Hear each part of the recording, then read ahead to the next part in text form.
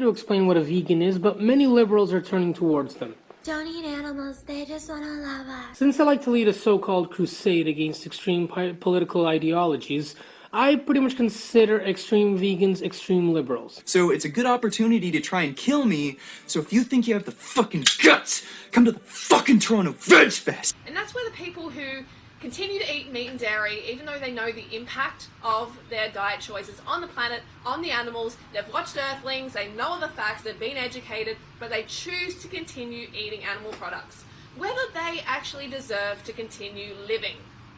And that might be like so extreme sounding to you, so dramatic, but I've got to break it to you. We live in an extreme, dramatic world.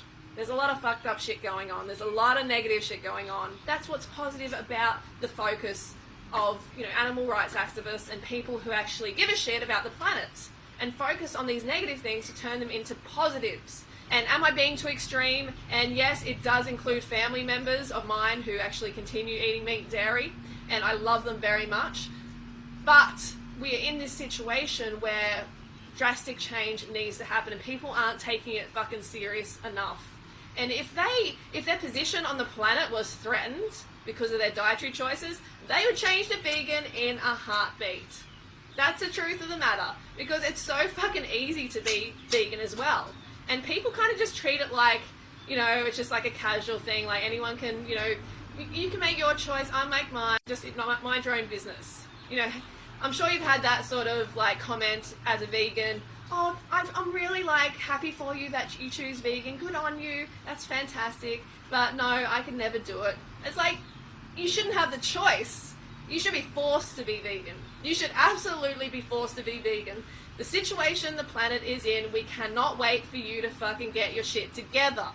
We cannot wait. The animals cannot wait. So don't get on my bad side, make some vegan gains, and be nice to animals or I'll kill you. I know what you're thinking. These retards have a dead monkey controlling their brain. So let me give you a guide on how to argue with people like these and their extreme beliefs. Now, in the words of my biology teacher from high school, all animals, including humans, are heterotrophs. If we want to eat, we have to kill, either an animal or a plant. I'm not going to bring up a new argument. Plants are living organisms. Life is fundamentally different from dead stuff, or is it? Physicist Erwin Schrödinger defined life this way. Living things avoid decay into disorder and equilibrium. What does this mean? Let's pretend that your download folder is the universe. It started orderly and got more and more chaotic over time. By investing energy, you can create order and clean it up. This is what living things do. But what is life?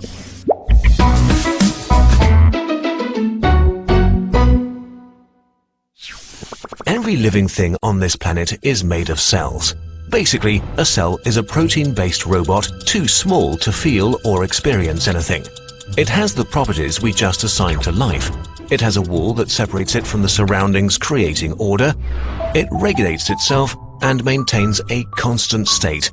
It eats stuff to stay alive. It grows and develops. It reacts to the environment, and it's subject to evolution. And it makes more of itself. The first thing vegans say to combat this argument is that plants can't feel pain and that they don't have brains. In their eyes, only sentient life is sacred. This argument really makes me want to throw a toaster into their bathtub. Let's go into the moral aspect first. From an early age, we are taught to believe that killing is wrong. That's it. Whether you kill someone quickly and painlessly or slowly and painfully, at the end of the day, you've still killed them. It doesn't make you any more or less guilty. Killing is killing. Just because something can't move doesn't give you the right to take that life away. Besides, let me use their own logic against them. Jellyfish don't have brains, neither do urchins, sea cucumbers, anemones, sea squirts, worms, or Portuguese man-o'-wars, and so on. Are you saying it's okay to kill them? People not up in arms when their neighbors mow the lawn or trim their bushes. For many plants, pruning them or cutting off parts of them actually helps the plant to thrive. But would you start... Let me point out the big flaw in that statement. Trimming a plant is not going to kill it. Ripping a plant from its roots will kill it. If you trim a plant, it will just grow right back. Now vegans will say, oh Robert, if you chop off a human arm, it won't grow back, right? And that is true, but then again, every life form is different. Allow me to introduce some sentient beings that regenerate. Starfish can regrow body parts. Axolotls can make copies of themselves. Lizards can regrow tails. Deer can regrow antlers. Spiders can regrow certain legs. Worms can become a whole if cut in half. There you go. Furthermore, research scientists conducted over a 30-year period revealed that trees can communicate with each other. Plants communicate via electrical nervous systems. A plant's roots grow very wide, and as they grow sideways, they intertwine with roots from other plants around them. Whenever they get low on certain elements they use to grow, such as carbon, phosphorus, sulfur, and so on, they send an electric signal to the nearest plant in order to obtain some. They may also be able to reconfigure and be able to feel temperature. Even the fungi join in. So, yeah, eating is kind of a lose-lose. Plant life produces its own food and has cell walls, while animal life must obtain food and regulates its own blood flow. Now, I am a tree hugger. When I was in university, I forced my parents to plant some fruit trees in the backyard. When I was in graduate school, I drove an eco-friendly car. I still yell at people who don't turn off the lights when they're not using it, and many other things. But turning vegan is not going to stop climate change. At most, it will only slow it down. Now, let me explain what I mean. The average human requires a minimum of 2.5 hectares of land in order to eat. And that's just the minimum. The average European consumes about 7.4 hectares of land, while the average American consumes about 10 hectares of land. At the moment, the world's population is increasing. It's not increasing as fast as it used to, but it's still increasing. In that case, you still need more land and more homes and many other things in order to both feed and accommodate the upcoming children. So instead of telling people what they should and should not eat, go to Africa and Asia, where people on average have 4 to 6 children, and tell them to reproduce less. It's so hard to say the truth, which is that, but rich people can do what they want. Now when I say rich, it's important to note that I'm not talking about like the 99% versus the 1% rich. I'm talking about if you have running water, electricity that comes into your home, a computer that you can watch YouTube videos on, and regularly can afford to eat meat, you're a rich person on the earth.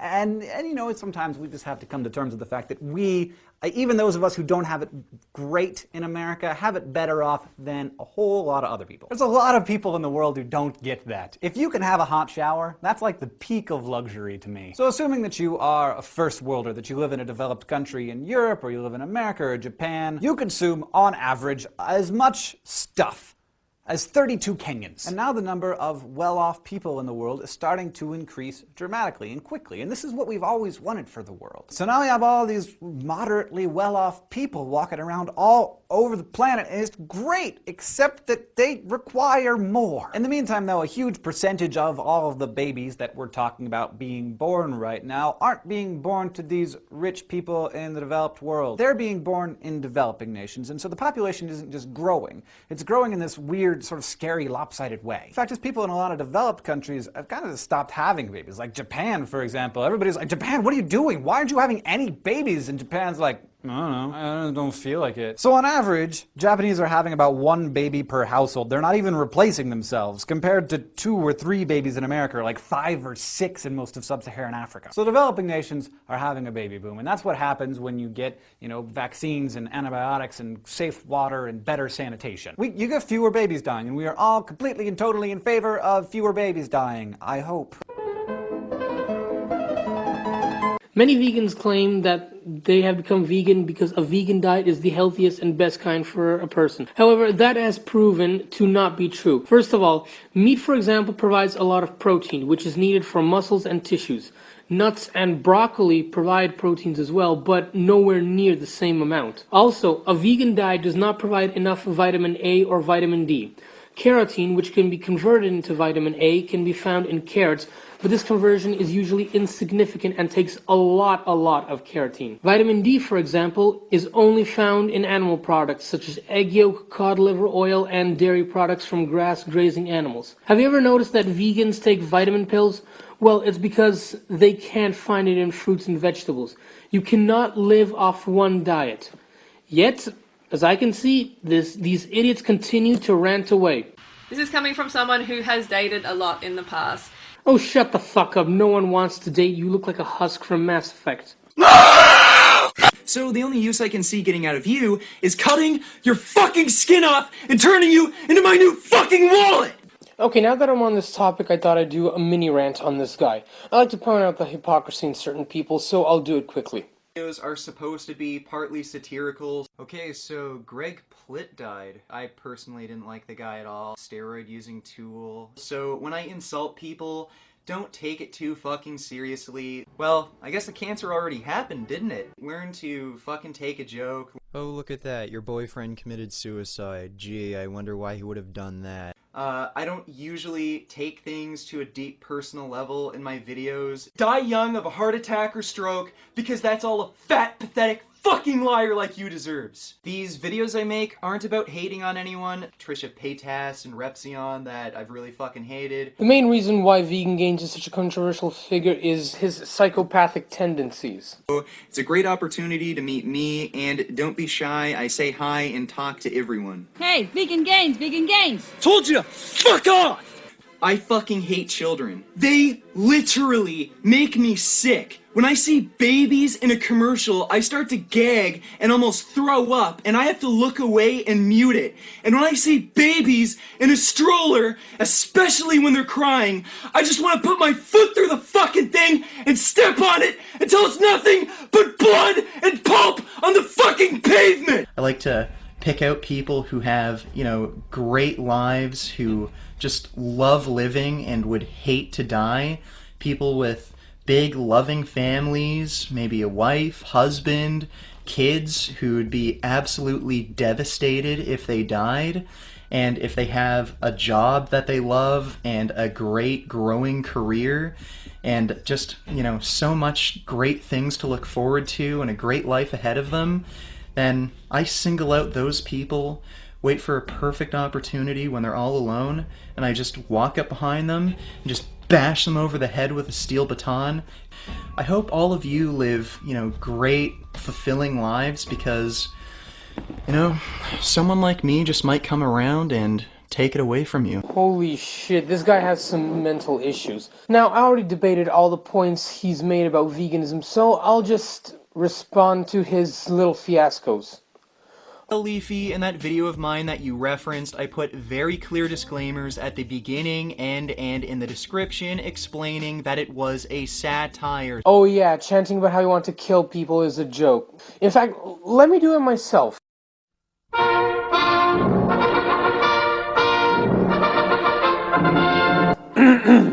Guten Tag, mein Name ist Robert Hitler, the great grandson of the all-powerful Führer Adolf Hitler. Ich habe been brought here to inform you of the great plan to wipe out all subhumans who are beneath the Aryan race.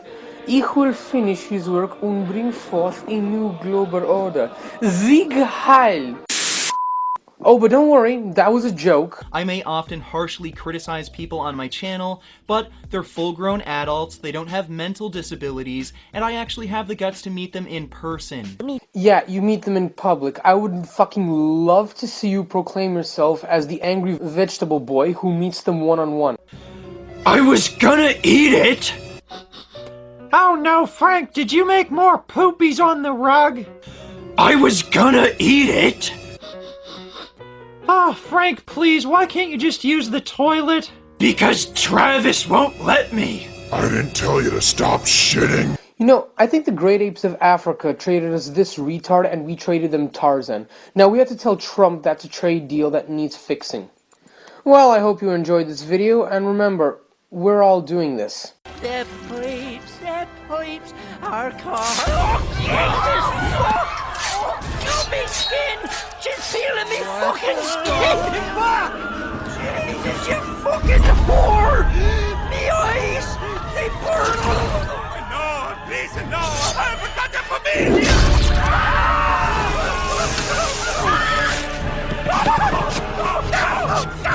Jeez, you didn't deserve that!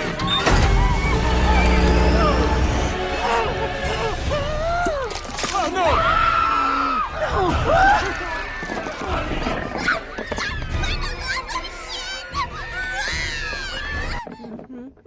Oops.